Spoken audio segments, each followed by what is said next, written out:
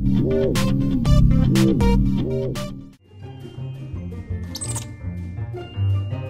you tired of high-pressure tactics?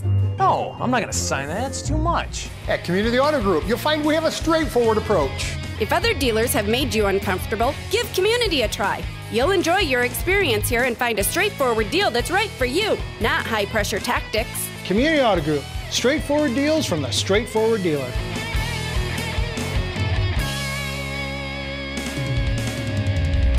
Tim Wendel.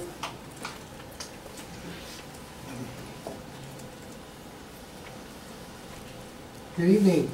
I'm here on behalf of my two kids that go to the Mason City school system.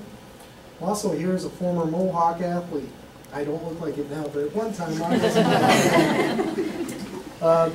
I can't begin to tell you, giving you a testimonial about what athletics, Mohawk athletics meant for me.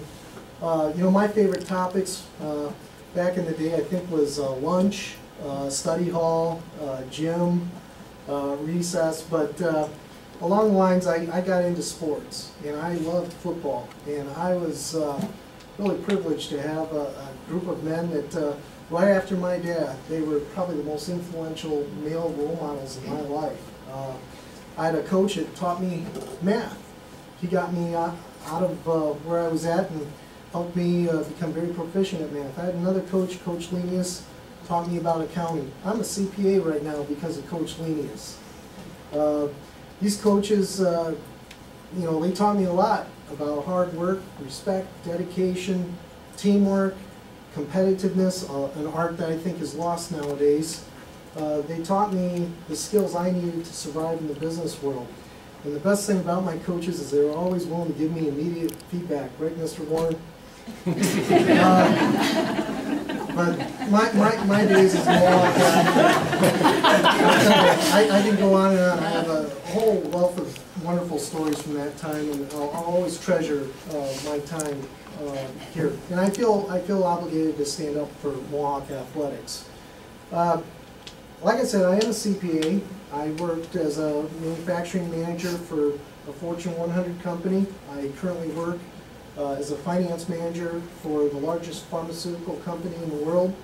And I fully understand how tough budgets are and making your budget. And I understand sometimes that requires sacrifice, even sometimes people's jobs.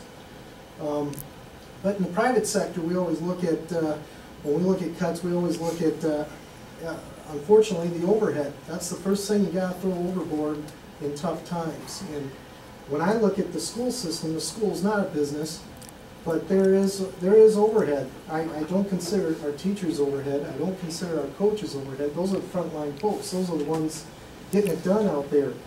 So I ask myself, are we really cutting in the right places?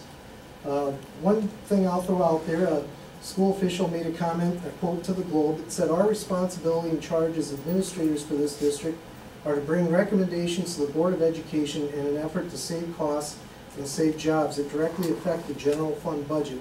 I completely disagree. The role of our administration and our board should be to provide educational opportunities to our youth. We're not a job agency. We're not here to preserve people's jobs. We're here to promote opportunities for young people.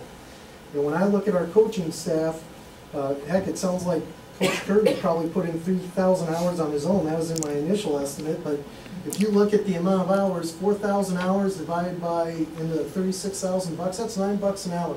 $9 an hour to influence student athletes. That's a lot of quality hands-on approach there for 13 wages. So I really think that if you're looking at bang for the buck, coaches are a good argument there. When I look at other school districts, they obviously value athletics. Fort Dodge currently has 9 more coaches than we do. After these cuts, they'll have 18 more coaches. Marshalltown, same story. So now I'm on to the finance scorecards I downloaded off the Iowa Department of Education's website. I just wanted to point out, and I'll pick on administrators, I'm sorry, this is kind of rough, but Mason City has an administrative cost of almost $400 per student. Okay, when I look at Fort Dodge, that number is $324 per student. When I look at Marshalltown, it's $364 per student. And when I look at Clear Lake, our next door neighbor, it's $329 per 30 student. seconds. What does that mean in terms of overall costs? Well, best case scenario, there's $300,000 worth of administrative savings that could be reallocated to direct services, which currently they're going to admin. Worst case was Marshalltown, $141,000. I strongly encourage the board to look at every possibility before making cuts that affect our kids. That's all I have. Thank you.